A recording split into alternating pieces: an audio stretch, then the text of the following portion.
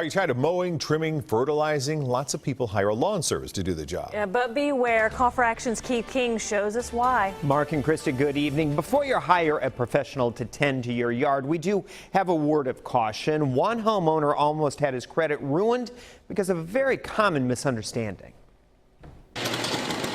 Mark Schmidt decided to do all his own lawn care this year, so he was surprised when his former lawn service showed up to do the work. When I came home from work one day in March and there's a little yellow flag in my lawn saying that they had applied some fertilizer, they put a bill on my doorknob, and I didn't authorize any of it. Last year, Schmidt hired a lawn care service, but he was dissatisfied and decided not to renew. After this, I'm done. And then they sent a couple mailings over the winter, and I just ignored it, thinking it's advertisements. Turns out those cards stated his service would be continuing this spring.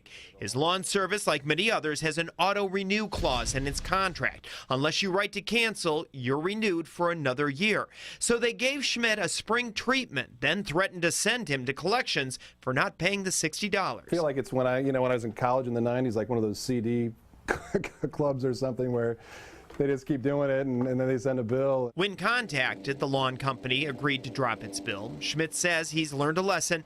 Ask whenever hiring a recurring service what the terms are and how to cancel. Yeah, and that is the bottom line here. With any service, you should always ask when you can get out of the contract and find out if it renews automatically. For Call for Action, I'm Keith King.